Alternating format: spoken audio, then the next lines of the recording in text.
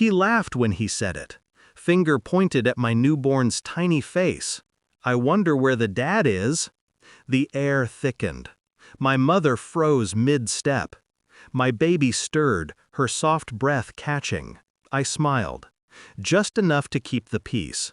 Just enough to make him believe he'd gotten away with it again. He didn't know my husband had died 4 months ago. And he didn't know what I'd found in his phone the night before the funeral. I used to trust my brother with everything. When our parents fought, he'd sneak into my room, whispering jokes until I stopped crying. He was my protector then, my first best friend, my first betrayer. When I met Daniel, my husband, it was my brother who introduced us, said we'd make a good match. I didn't realize he meant for him. At first, everything felt normal. The three of us laughed together, dinners turned into nights of wine and bad karaoke. My brother was family. Daniel loved that about us, said it was rare, beautiful even. But beauty fades when rot sets in. It started small. My brother became too helpful, fixing Daniel's car without being asked, visiting when I wasn't home. Then there were the inside jokes that didn't include me. Once, I caught Daniel looking at my brother the way he used to look at me, before the distance grew between us. I told myself I imagined it. You don't accuse blood of betrayal. You don't accuse your husband of treachery without proof. So I waited, and the truth found me. A late-night call. My brother's phone left on the coffee table. My husband's name flashing on the screen. I answered. Their voices didn't start with guilt. They started with longing. The kind of words that burn when spoken in the dark.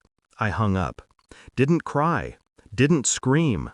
I just watched the shadows crawl up the wall and decided that love wasn't enough anymore. Grief does strange things when layered over betrayal. When Daniel's car skidded off the bridge that night, everyone said it was tragic. I said nothing. Not about the fight they'd had earlier that day. Not about how Daniel's messages stopped abruptly, mid-apology. 4 months later, I gave birth to our daughter. She looked like him. Same eyes, same quiet calm. I named her Hope, not for what was lost, but for what I intended to take back. The plan came slowly, like frost claiming glass. My brother loved 2 things, control and reputation. He had a wife now, a business, a carefully curated image. I didn't need to destroy him, just tilt the mirror until he saw himself clearly. I started with silence. Let him think I'd forgiven him.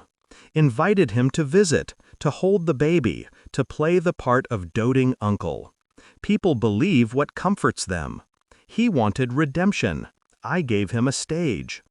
When he sent money for the baby's future, I smiled and accepted. Then I traced every transaction back to his company's main account. Fraud, masked as generosity. All it took was one anonymous tip to the auditors. Then came the messages. Screenshots of his old conversations with Daniel, sent from a burner account to his wife's inbox. I made sure she saw the timestamp, the night before my husband's death. His empire collapsed in days.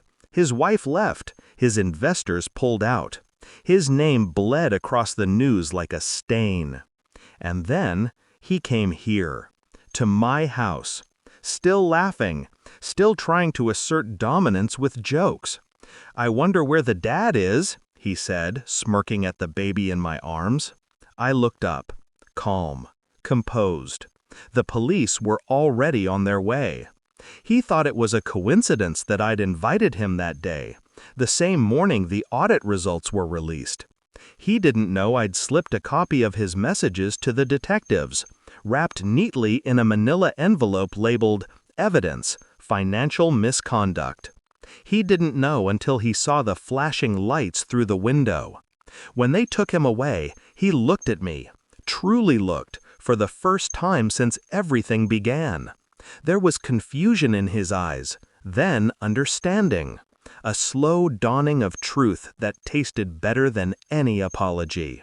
"You set me up," he hissed. "No," I said softly. "You set yourself up. I just let you finish the job." After they left, I sat in the quiet. My daughter stirred again, tiny fingers curling around mine. I thought about the man I'd loved and the brother I'd lost long before the fall. Justice isn't loud. It doesn't scream or demand applause. It moves in silence, with precision. I kissed my baby's forehead. "He knows where the dad is now," I whispered, and for the first time in months, I let myself breathe.